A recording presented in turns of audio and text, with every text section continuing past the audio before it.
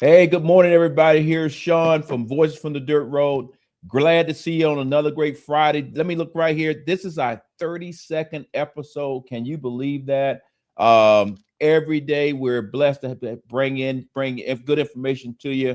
That we laser focus on the rural community. I just want to take a little few minutes this morning. Not going to hold you too long. I know many of the farmers are out there saying, "Yes, we get some rain. We finally got the grass growing. We finally can get some crops in the ground." So that is a win across the board.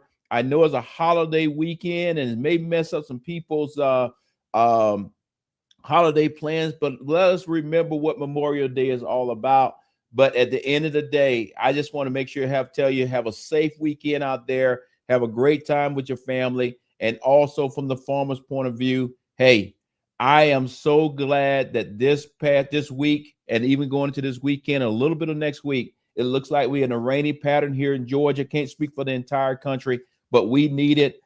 We still need a lot more rain to get complete out of this drought, but that's where we at. So hey, let me talk about why we do this show. And can you put the stool up so I can kind of walk all our new viewers into it? All right. Our show was put together to focus us 100% on the rural community and on the agriculture community. The way we have it structured is this: we have a stool that actually focus on three different areas and supported by one. That three different areas is livestock. As y'all guys know, I'm a cattle producer. I raise cattle here in Northwest Georgia. And on top of that, I was raised on a farm in Southwest Georgia where we did peanuts, soybeans, cattle, and cotton. And we still raise those things today on that farm back down there. But I was blessed to do 40 years in the military and then come up here, buy my own farm. And after 3 years, we up and running, and we continue to try to improve and learn and share information with you. On the flip side of the coin, we have the row crop side of the house. Those are the guys that are planting those peanuts, soybeans, and everything else. And they also, like me, dealing with the drought. And then we also have the forestry. The forestry is the side of the house where we actually have all our trees, or from anyone from the peach trees that we have in the state to pine trees to oak trees to nut trees, you name it, that is forestry. And then back in all of that is the USDA, and the USDA is under Secretary Rollins, and then it comes down to the state level. We'll talk a little bit about our state level too today, but they are the ones behind the scenes to help us as we move forward, because right now in the world of agriculture, it's pretty tough, got a lot of different things going on, and we'll unpack that as we move forward. And then ultimately at the top of our stool where you sit is the farm bill. And the farm bill currently, right now, we'll talk more detail, but the farm bill that we're working off right now is still 2018. A lot of things is being tried to be worked, and I'll get into more details a little bit later on to the show. But at the end of the day, we got to get this farm bill passed, and we got to make sure that we take care of our farmers across the board. And maybe we got to open up new avenues to get younger farmers into agriculture so that they can get in here and actually make a profit. Because I'm very concerned that our farmers, like me, we're getting older, and if we don't open up some ways that younger farmers get into it, a way of life and being able to feed the American people may actually go away. So that's the gist of this show. This is why we do it. We're excited to actually have people on there, and we're focusing on and speaking directly to what's going on in the agriculture community or the rural community. Now, let me just give you a quick little update on what's going on the farm, just real fast. This week, we were blessed to get rain. That's probably the biggest story for the whole state, is that we're in a rainy pattern. I think sometimes when you pray for rain, you say, yes, that is awesome. But I think sometimes you can actually get too much rain.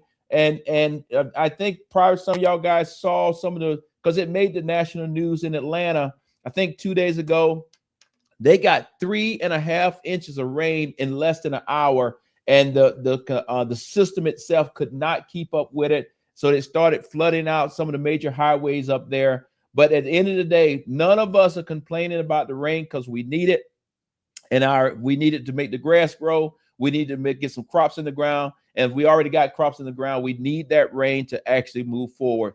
And here on my farm, I'm not sure if we have a quick little video of where I was actually out checking the cows. My wife, Carla, she was driving by and she caught me out there. So please don't laugh at me. I'm not sure if we're going to be able to show it to you, but please don't laugh at me because I just had my shorts on and I definitely didn't have any lotion on my little legs out there. But, you know, my cows don't judge me at all. And that's the cool thing about farming. You just get out there and do what you can do.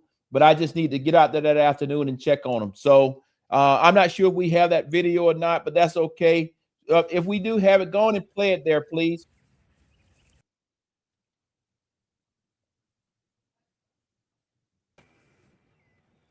Here we go. Look at those little legs. Boy, I should put some lotion on those legs. But at the end of the day, the cattle is all about taking care of your cows, taking care of your animals, and making sure that they respect you, you respect them. So no matter what I'm doing, no matter it's 7 days a week. That's what it is, guys. It's 7 days a week. Everybody that's in agriculture will tell you that 7 days a week, no matter what I'm doing, I got to go out there and check on them. And as soon as I finish this show this morning, boom, I'm going right out the door, rain or shine, and check on those cows and kind of go from there. Like I mentioned a few weeks ago, we just finished doing the AI process, trying to get those cows pregnant. We bought in a bull that we call a cleanup bull. And now that bull has actually been out there for about 22 days now. And a couple of cows have came back in heat. So he's in the process of getting them pregnant right now. And if I remember right, I got my notes somewhere, is 3 of those cows that didn't take the AI process, but he's right there to get them pregnant. And that's fine because next year, when we have our calving season, my goal is to have all our calves within 30 to 45 days of each other. And that'll be perfect. But I'll talk more about that a little bit further down the road. So let's just jump right into our show today. What I want to do is kind of go from my farm and just basically go outside my driveway and talk about buy local. I think it's so important right now that all of us with the high cost of everything is to let's make sure that we take care of our farmers, let's take care of our neighbors, let's take care of everybody. And when you go in the grocery store, if you see where it says buy local and it's that those peaches or those watermelons or those whatever it is, or have the buy local on it sticker, please purchase that because that's helping a farm that's very close to your house. And I was very excited to see where our ag commissioner, Harper, is pushing this also. I'm in full agreement with him. And I just want to share this with you. I'm not sure if all the stores are doing it, but I do know Kroger's doing it. And today when I go over to Cedartown, I'm going into Cedartown's Kroger, and I'm going to make sure that I buy something local because, again, I raise cattle. That means I need to buy everything else from the grocery store. So I want to make sure that I'm supporting our farmers. Can we play that video of the update that our commissioner is actually doing, which he's doing an awesome job? Seeing those grocery prices still climbing, and now the fight over beef prices is splitting the White House. Well, here in Georgia, Kroger is betting that shoppers go in a different direction, buying Georgia grown with new tags that are meant to steer your money back to local farm families. Atlanta News First reporter Abby Kasuris is live in the produce section at Kroger. Abby, right now, does that label actually help at the register? Yes, that's right. We spoke with some shoppers today, and they said they're looking for both flavor and price. So take a look at these beautiful Georgia peaches. Not only are they delicious and tasty, but this one is from Fort Valley, from Pearson Farms. It's about 2 hours to get to that orchard. It's a lot cheaper to get these peaches here than it is to get some from, say, California. In this aisle, people aren't just browsing. They're doing math and making fast calls. Prices are so high these days. Claudette Dillard says she still looks for Georgia grown, especially Vidalia onions, a Georgia staple. That's also more money, tax money for our state if we purchase things that are grown in the state. Kroger calls it local makes sense. The point, make local easy to spot and easier to choose. Nothing's better than catching those peaches and pulling them right off the tree, putting one in your mouth. Oh yeah, your local's tags. Yes, ma'am. And today, the state's top ag official, Commissioner Tyler Harper, is here too, walking the store, snapping photos, and pushing the stakes beyond dinner tonight. 95% of our farms in our great state are family-owned operations. So when you buy Georgia grown, when you buy American grown, you're supporting a family down the street. Families want lower prices now, but Harper warns drought, wildfires, and rising costs can shrink what farms produce, and that can push prices up later. Farm families who pour their blood, sweat, and tears into this every single day. And the price fight isn't just happening in Georgia. Politico reports President Donald Trump's plan to ease beef import tariffs is on hold after infighting because imports could lower costs for shoppers but undercut the cattle industry. Harper also warns imported products don't always face the same standards and says Georgia farmers can't compete on an uneven playing field. If they're not able to be successful and unfortunately they're not able to compete in the marketplace and we see them diminish or go away, that means we become more reliant on foreign sources of food. Harper's argument is this: Georgia grown keeps food close, keeps farms alive, and gives shoppers confidence in what they're taking home. I'm looking for things that I like to eat and things that are on sale. And next up, expect to see a lot more Georgia-grown items in the grocery store, especially with all this signage. You don't always realize how much is grown or produced right here in Georgia. Reporting live in the produce section, putting a few of these in my basket. Abby Kasoris, Atlanta News First. Yeah, getting that shopping done. Thanks, Abby. All right, as you can see there, please go out wherever you live here in the United States, but also here in Georgia. Go to Kroger's. Again, I'm not sure about the other grocery stores, but at least Kroger is participating, and go and buy local to support your local farmers.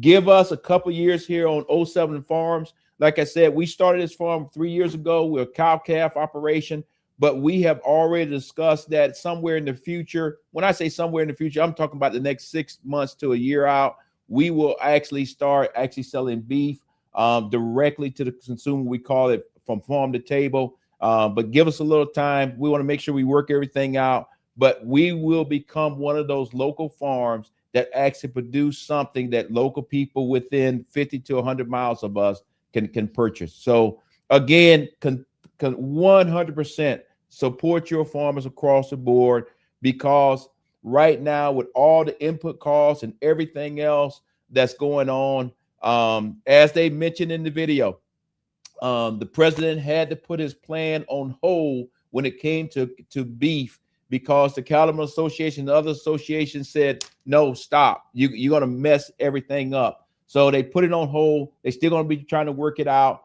But again, like our Secretary of Agriculture said, Mr. Harper here in Georgia, just because you get a piece of beef or something else that comes out of another country doesn't mean it was raised the same way, and don't mean it was actually went through the same quality check. So again, we want to make sure that we can compete with anybody around the world, but we also want to make sure that when the consumer, which is you, get the product, that you make the choice. Do you want it locally? Do you want it from the United States, or do you want it internationally? Only thing that we're saying is put a sticker on it and make sure it's plain and clear so everybody can clearly understand what they're buying and why they're buying it. So with that, let's move a little bit and start talking about the Farm Bill. Let me give you a quick little update on the Farm Bill. As y'all guys know, I mentioned last week that the Farm Bill had made it from the House and went over to the Senate. I think some people thought that as soon as it went over to the Senate, they were going to pass it and all that. It is currently inside a committee over in the Senate. There's still a lot of discussion going on. I think it's still going to be a while before it actually gets out of the Senate, because the Senate right now, as of yesterday, the Senate actually went home, went on recess, and they won't be back until June 1st, if I'm not mistaken. And I think June 1st is the day they go back. I'm not sure if that's the day they actually start working again, but I think it's June 1st is when they actually go back. So right now, it's a lot of friction points when it comes to that Farm Bill. And one of the friction points is how we're going to take care of our farmers when they get in financial problems. And many of those financial problems that they're currently in is made by us or made by our country when it comes to the tariffs, when it comes to high costs, when it comes to what's going on in Iran with the war, and then just fuel costs and the diesel costs. So these are the pressures that are actually affecting our farmers. And right now, inside of that committee, that's one of the things they're wrestling with, is to say, okay, the Farm Bill for many, many years focused on making sure that if you had a natural disaster, how could it help you and get you back on your feet? Right now, it looks like they're trying to discuss, hey, it's a lot more things happening than a natural disaster that are causing many of our farmers to actually go into bankruptcy. Chapter 12. I encourage you to actually look up that particular bankruptcy that farmers are going into, because right now, I believe that, like I said, Senate doesn't go back and the House doesn't go back until June 1st. As y'all guys know, we getting further and further into the midterm season. Elections are going to be in November, and I believe, unfortunately, that our Farm Bill may be a victim of straight up politics of everybody has good intentions, but the clock is going to run out. But I pray that it don't. But I'm also a realist, and I want to make sure that our farmers are preparing themselves for that. If we don't get a Farm Bill, we actually continue to move forward and go from there. So we'll give you more information on that. I don't think I'm going to be able to give you an update next week because, like I said, they don't come back until June 1st, but we'll continue to follow that. I know Senator Warnock, our own senator, Reverend Warnock, he is on the Ag Committee. So in the future, we'll see if he's put anything out and can get some updates from that, but we'll continue to track it very closely. But that's your update on what's going on with the Farm Bill. Continue to watch it very closely, and we'll see what happens. Now let's step back out just a little bit higher. You know, I mentioned bankruptcy, but before I talk the bankruptcy, let me go international, because I think some of y'all guys know that I spent a lot of years. I'm not going to say how many years, but I spent a lot of years in the military, in the Middle East, and when it comes to the Iran war, I spent I've never been to Iran, don't want to go to Iran, but I have spent a lot of time running around the Middle East, so I'm very familiar with the region. I understand the Strait of Hormuz, and now how all of those things that are currently going on in this war that we're in the middle of a ceasefire. We'll see how that holds out, but how these things are affecting us now on the farm. And what I mean by affecting us on the farm, we got incredible costs now when it comes to gas, but specifically diesel, because diesel affects the farmers when it comes to the tractors, but at the same time, it affects all the truck drivers that bring that food that we talked about, that local food and any kind of food to our grocery stores. Now is an additional surcharge on it based on the distance that they're coming. And like I talked about earlier, it's cheaper to buy something that's local because it's less diesel cost to actually get it to you. And then in addition to that, we have with the Strait of Hormuz still being closed, we're still dealing with a fertilizer problem. And as of right now, we still don't actually have a solution. I know the Secretary Rollins has been trying to work a long-term solution, and I clap for her on that. However, that long-term solution for fertilizer will not affect farmers today. Matter of fact, we'll talk a little bit more about that next week, depending on how things play out. But whatever solution we come up with fertilizer, we're still talking 1 to 2 years out before we can produce enough fertilizer here in the United States domestically so that the farmers can actually get a break. But right now, we are 100% tied to the Strait of Hormuz, and we're also tied to China on exactly what's happening or what's coming through the Strait of Hormuz. So let me jump into the bankruptcy piece. I'm not sure. Did I have a video on that, or do I need to go right into my bankruptcy? Bankruptcy. Okay, let's talk bankruptcy. Hey guys, behind the scenes, Shelly does an outstanding job. Without Shelly, I wouldn't know what I was doing here on the thing. So Shelley tells me I'm supposed to be talking about bankruptcy chapter 12. Can you pull up the data and I'll just talk it for everybody so they kind of understand what I'm talking about? Okay, chapter 12, bankruptcy. You remember I talked about what was going on overseas and all these kind of things. These are unbelievable pressures that are on our farmers across the board. And if you look at this closely, and we'll post this somewhere. If you look at this closely, this is for a full year from 2022 all the way up to 2026. And then for January, from January to March of 2026, as you can see, we're already at 86. But I want to bring to your attention is every year since 2022, more and more chapter 12 bankruptcies are actually happening. That means more and more farmers are going out of business. Like our like Mr. Harper said, buy local, but if the farmers continue to lose their farms, what I'm worried is somebody else is coming in and buying these things up. And when I say somebody else, that could be corporate America buying them up to build some houses, or somebody else is coming in just to build a neighborhood, local people. But on the flip side of the coin, it could potentially be China, foreign countries coming in and buying. And we'll talk a little bit more about that a little bit further in the show. But I want to bring to your attention that it's not easy out here in the farm world. And we have a significant amount of farmers that are actually filing for bankruptcy and across the board. So let me also point this piece out to you. You remember I talked about the whole year. Now I'm just showing you from January to March for 2024, 2025, and now 2026. Think about this and look at it closely. That first quarter, we are already, if you compare 25 to 26, we are running neck and neck right now. In 25, we had 88. Right now, we have 86 here going on. And we're going to get something soon here for the second quarter. So we're going to continue to follow this very closely. It is not getting better at this point because we actually have the pressures of everything that I talked about when it comes to the Iran war, when I talked about high fuel costs, high diesel costs, high fertilizer costs, the inputs are making more and more farmers have to file chapter 12 and actually go out of business. And that's just not good for you. That's not good for our country. And that's not really good for anybody. So that's kind of where we're at on the bankruptcy piece.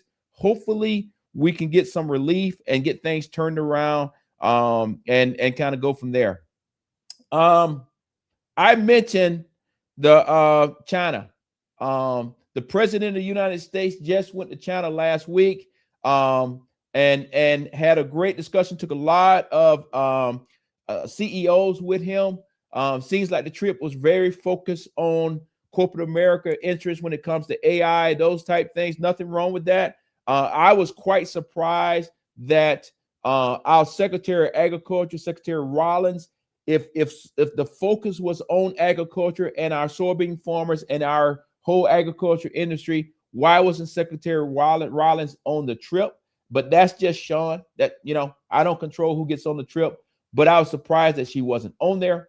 However, we have a readout that says that we have the framework of a good deal when it comes to taking care of our farmers. I want to at least make sure that you understand, because I'm a little different. I understand international business. I understand national security. And when you say the word framework says that you're still in the beginning phases. You don't actually have anything signed and on paper. And basically we went all the way to China and we don't really have any hardcore agreements. We do have something that says we're supposed to sell 17 billion whatever dollars of soybeans and all those kind of things. We're going to get into that document in our next shows, but it looks like to me, when it's all said and done, based on the deal of beef being put in there and other crops, corn and everything else, the soybean farmers may not be getting the deal that they thought they was getting in the long run. It may actually be lower than what they were already doing years back. And on top of that, the key word is a framework. So China has not officially agreed that they're going to purchase these things, and we kind of go from there. So with that, let me play a clip for News Nation. Some of you probably have seen me on News Nation in a different capacity, as speaking as Brigadier General Sean Harris, retired, and speaking on national security issues. And usually I'm talking about the war. I'm talking about China. So just to let you know, I know what I'm talking about. Yes, I'm the farmer. Yes, I'm the guy that's going to go out here and work with the cows. But in this arena, I know what I'm talking about. So let's look at this clip, because it's something that's very, very important that's in this clip that just came out 2 days ago.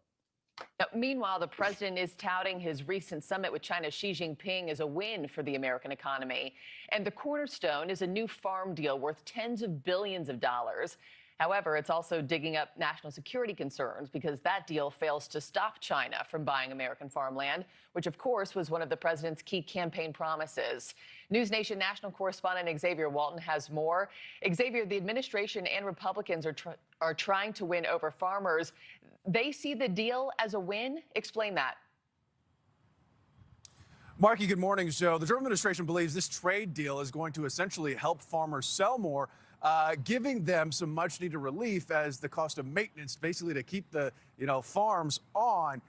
Those costs continue to skyrocket. They continue to go up. The White House says that China is going to buy at least $17 billion in U.S. agricultural products each year, starting now and then running through 2028. And that's on top of earlier soybean purchase commitments. The White House believes, that's a win for farms who saw a major hit to their exports last year when the U.S. and China were locked in a trade war. But the president, he raised eyebrows when he defended Chinese nationals buying U.S. farmland. He told Fox News that blocking some purchases could actually hurt farm values. Look, it's not that I love it. You want to see farm prices drop? You want to see farmers lose a lot of money? Just take that out of the market. But they've had a lot of land for a long time. So the national security argument has been China should not control farmland near military bases, critical infrastructure, or sensitive sites. USDA data shows Chinese investors held more than 247,000 acres of U.S. agricultural land at the end of 2024. But it's where those farms were or are in relation to U.S. military bases and other sensitive sites that are raising questions about national security. Remember, less than a year ago, the USDA announced a plan to restrict Chinese farmland purchases. Lawmakers at both federal and local levels are pushing for new restrictions, all while some farmers say they want solutions to the rising farm costs and that they don't think China actually buying up American farmland is necessarily a good long-term solution, Marky. Yeah, still a lot of questions surrounding this and a lot of people trying to make sense of this latest development here. Xavier Walton, thank you. Thank you for watching. Okay, well, as y'all guys can see there, like I mentioned, the trip over to China, we had it. However, it seems like it was some discussions that have kind of backed off some things that we had said some period of time ago, that we were not going to specifically let China buy any more land here in the United States, specifically farmland or any land that's close around our military facilities.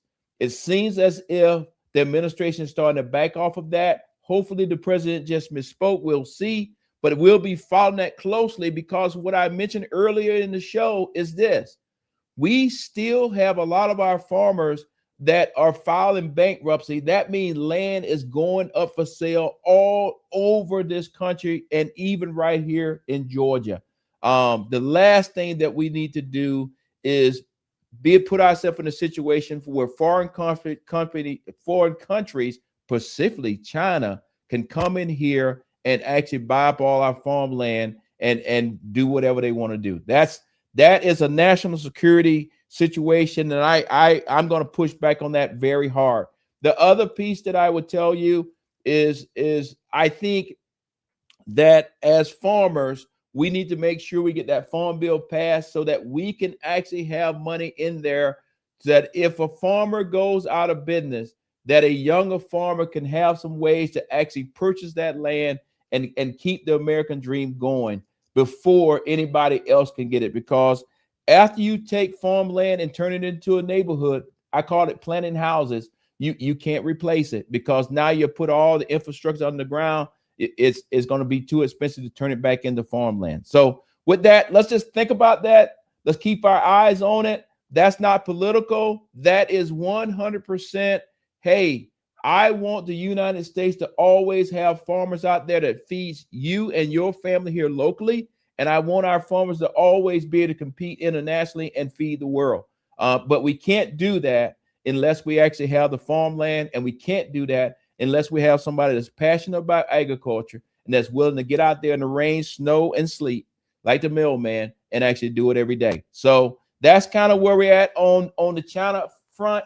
We're going to continue to watch what is actually going on across the board and kind of go from there.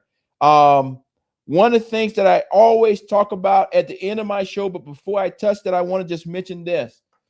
You know, we do this show at 7 in the morning on Fridays, and that's awesome. I'm a morning guy. And I thank you for all the viewers that get up and watch us all the time. I want to ask you to do 2 or 3 things for me this week. Go to our page. It's called Voices from the Dirt Road page. Go specifically to that page and actually tell us, would it be better for you as a viewer to have this show go at 7 in the morning or 7 in the morning, or to do it at like 7 or 8 at night on a particular day? I'm open to that. The other piece is, you guys know, when we bring a guest on, usually the show is roughly about an hour, and we usually do that particular show at night so that we can actually have more people viewing it and kind of go from there. So please give us that feedback. And then the other piece is, if you have a particular area of agriculture or a particular subject that touches agriculture in any kind of way that you want us to explore and talk more about, please put that in there, and we will build shows around it to kind of go from there. This show, as far as I'm concerned, is 100% your show. We're doing this to make sure we share information not only with the rural community, but with anybody out there, so that you better understand what is happening out here in the rural community and how it's affecting us. And then at the same time, trying to make sure that the rural community has a voice so that somebody else can maybe see it and touch it and do some things about it, from Washington, D.C. to Atlanta to wherever your home state is. With that being said, we've been talking now this morning for about 33 minutes. That's the normal time of our show, is somewhere between 30 and 40 minutes. One of the things that I always do, because it's very important to me, when I was in the military, it's very important to me when I'm out of the military. As y'all guys know, going into a Memorial Day holiday, let's remember what Memorial Day is all about and why. I still want you to have fun with your families, but let's just remember what Memorial Day is all about. In addition to that, we still have an issue with our veterans committing suicide, but I will also tell you, we have a bigger problem with our farmers committing suicide at a faster rate. And out here in the rural community, we are lacking when it comes to mental health services. So I want to say to all the farmers families, friends of farmers across the board, because I know you have unbelievable pressure on you, because like you, I'm a farmer too. Hell, I feel the pressure. We have prayed and prayed and prayed for rain, and we get it, and we thank the good Lord for it. But it got to a point there, if we weren't going to get some rain, we were going to sell some cows, because you don't have the grass, you can't have the cows, and like it or not. So with that, if you're struggling today or this week, please take this one slide that I have up here, print it out, put it on the refrigerator, put it somewhere where everybody can see it. So before somebody makes a long-term decision for a short-term problem, pick up the phone and just call 988. 7 days a week, 24 hours a day, somebody will pick up the phone, a professional, and help you get past that particular crisis.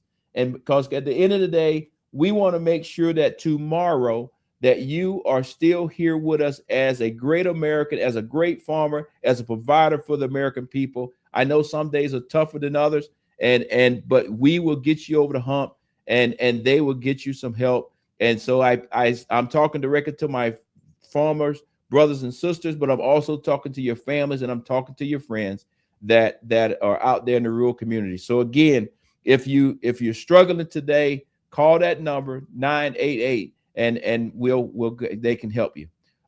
With that, there we go. We have made it through. Let me look again up here at the top. Episode 32. I think when we get to episode 50, we're going to have a big celebration because this show here, prior to us starting it, I had never, ever did anything like this in my entire life. So thank y'all guys for supporting us. Thank you for all your feedback. Thank you for coming on every Friday morning, this time of morning, and then following us after the show is over and sharing it with your friends. I would ask you to share it everywhere so we can get more and more followers and kind of go from there. And like I already said, please go and give us some feedback. Tell us if it's good at this time or later in the day. Tell us what things, topics you want us to talk about, and then tell us whatever we can do for you. Again, hey, Lee, good morning to you too. Thank you for everything. Thank all of y'all guys for everything. And guys, today I actually got my cup. We bought this cup in Seattle years ago. My wife is from Seattle, but the cup is empty. That means the show is over. Have a good week. See you next week.